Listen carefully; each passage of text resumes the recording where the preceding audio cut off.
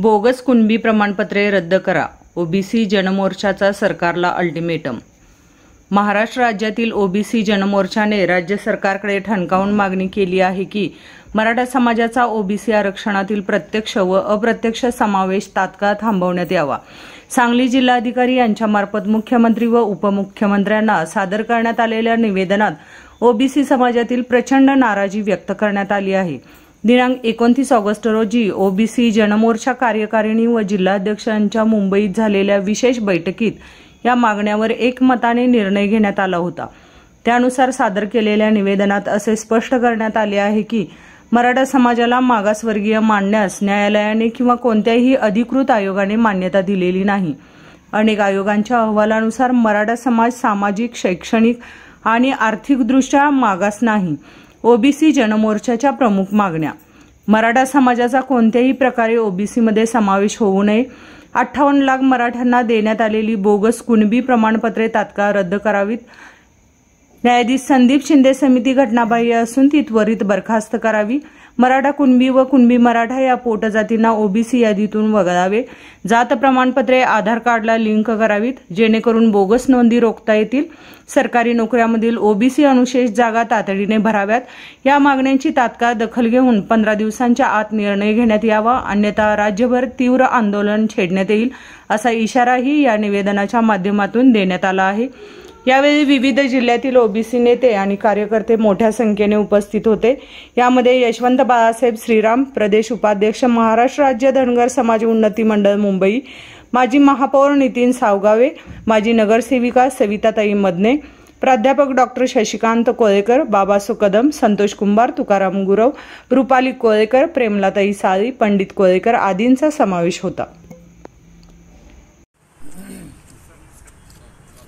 नमस्कार। सध्या मुंबई येथे मराठा समाजाचं जे दबावतंत्र वापरून जे आंदोलन सुरू आहे आणि ओबीसींचा हक्क हिरावून घेण्याकरता त्यांनी जो एक दबावतंत्र वापरून जो मोठा आंदोलनाचा घाट घातलेला आहे, त्याच्या विरोधात आम्ही सर्व ओबीसी घटक एकत्र येऊन आज जिल्हाधिकाऱ्यांना आम्ही निवेदन दिलेलं आहे की सरसकट मराठा समाजाचा ओबीसीमध्ये समावेश न होता कामा नये आणि ओबीसी ह्या जाती आहेत यांच्यावर अन्याय होता कामा नये। कारण आज मराठा समाजाला वेगवेगळ्या प्रकारच्या सवलती, आपण जे मागास आहेत असं म्हणतात ते, हे अत्यंत चुकीचं आणि खोडसाळपणाचं आहे। तर त्यांना ह्या EWS आणि SCBCच्या माध्यमातून ऑलरेडी त्यांना ह्या सोयी सुविधा शिक्षणामध्ये मिळत असतात। केवळ राजकीय अपेक्षा आरक्षण मिळावं ह्या स्वार्थी हेतून आणि आहे ह्या ओबीसींचे हक्क आणि त्यांचे समाजाचे पद काढून घेऊन तिथं सुद्धा अतिक्रमण करावं असे त्यांचा डाव असल्यामुळं आम्ही सर्व ओबीसी समाजामधील जे घटक सर्व जाती प्रजाती आहेत त्यांचा ह्या मोर्चाला, ह्या मागणीला पूर्ण विरोध आहे।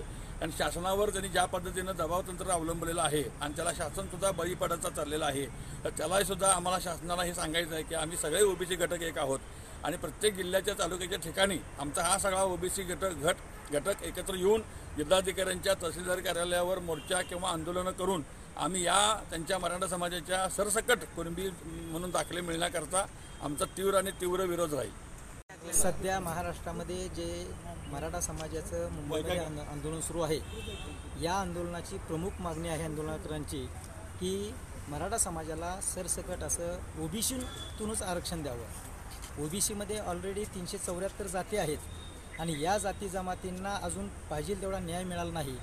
मात्र शिंदे समितीच्या न्यायमूर्ती शिंदे समितीच्या माध्यमातून गेल्या 2 वर्षामध्ये मुख्यमंत्री शिंदे साहेबांनी जो आदेश काढला की कुणबी नोंदी शोध प्रकरण सुरू झालं आणि मराठवाड्यामध्ये सुरुवातीला त्यांनी कुणबीच्या नोंदी सुरू केल्या। त्यानंतर हळूहळू ते पश्चिम महाराष्ट्र, त्याचबरोबर कोकण आणि संपूर्ण महाराष्ट्रातल्या नोंदी सुरू करण्याच्या नादाखाली जवळजवळ 58 लाख नोंदी सापडल्याचं त्या ठिकाणी घोषित केलं। आणि बऱ्याच ठिकाणी ज्या नोंदी आम्ही बघितल्या, या ठिकाणी सोशल मीडियातून त्या ठिकाणची कात्रणं आली, तर त्यातील जवळजवळ सर्वच्या सर्व नोंदी जुन्या कागदपत्रांमध्ये खाडाखोड करून जिथं जिथं मोकळी जागा असेल त्या ठिकाणी कुणबी लिहून, मराठी कुणबी लिहून, मराठा कुणबी लिहून अशा प्रकारचे कागद 58 लाख या ठिकाणी नोंदी दाखवल्या। 58 लाख नोंदीच्या माध्यमातून गेल्या 2-3 दिवसामध्ये आम्ही बघतोय तर एका घरामध्ये एक जर व्यक्तीला तशा पद्धतीची नोंद सापडली असेल तर एका घरामध्ये किमान 3-4 लोकांना दाखले देऊन जवळजवळ इथल्या महाराष्ट्रातला 3 कोटी मराठा समाज ऑलरेडी कुणबीकरण झालेलं आहे आणि इथल्या ओबीसीवर अन्याय झालेला आहे. पण आता उरलेल्या आता त्यांनी सांगते की हैदराबादचं गॅझेटियर काढा, तुमच्या साताऱ्याचं गॅझेटियर काढा आणि त्याच्या माध्यमातून तिथं असणाऱ्या संख्येच्या माध्यमातून तिथले सर्वच्या सर्व मराठा कुणबी आहेत असा दाखला द्या. आणि याला संपूर्ण ओबीसी समाजाचा, इथल्या महाराष्ट्रातल्या ओबीसींचा त्यांना विरोध आहे. आणि या माध्यमातून सध्या महाराष्ट्रामध्ये या ओबीसीतल्या लोकांमध्ये अस्वस्थता निर्माण झालेली आहे. त्यांना ऑलरेडी ओबीसीतून कुणबीकरण झालेलं आहे, उरलेले देखील काढून घेणार आहेत.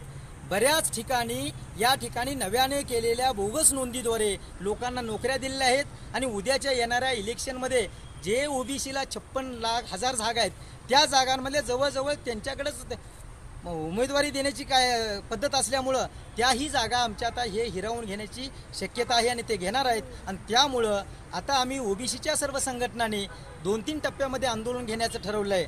सध्या आमचं 3 दिवस झालं नागपूरला ओबीसी महासंघाचा सध्या साखळी उपोषण सुरू आहे. आज आम्ही महाराष्ट्रभर जवळ 1 तारखेला सर्व महाराष्ट्रातल्या 36 जिल्ह्यांमध्ये आम्ही सर्वजण निवेदन देत आहोत. त्याचबरोबर अंतरवली सराटीमध्ये देखील आम्ही साखळी उपोषणाला बसलो आहे. आज माननीय छगन भुजबळ साहेबांच्या या ठिकाणी आमच्या संपूर्ण ओबीसी समाजाच्या नेत्यांची बैठक सुरू आहे. आणि कालच मंगेश ससाणे साहेब, आमचे नेते प्राध्यापक लक्ष्मण हाके साहेब, त्याचबरोबर नवनाथ वाघमरे साहेब, खटके साहेब यांनी पुण्यामध्ये बैठक घेतली आणि महाराष्ट्रातून एक संघर्ष यात्रा सुरू करणार आहोत. या माध्यमातून सरकारवर त्या मराठा समाजाच्या दबावापोटी जर ओबीसीकरण करत असाल तर आम्हीही रस्त्यावर येऊन तेवढ्याच पद्धतीने ताकदीनं लढण्याचा निर्णय घेतलेला आहे. आणि त्यामुळं सरकारने सर्वात प्रथम 58 लाख नोंदी ज्या बोगस केल्या त्या रद्द कराव्यात. त्याचबरोबर त्यांची जी मागणी आहे ती तात्काळ बंद करावी. जर तिथं 1-1 दिवसाचं आंदोलनाला परवानगी मिळत असेल, रोज 6 वाजेपर्यंत आंदोलनाला परवानगी होते, मात्र गेली 4 दिवस त्या ठिकाणी आंदोलन होत आहे.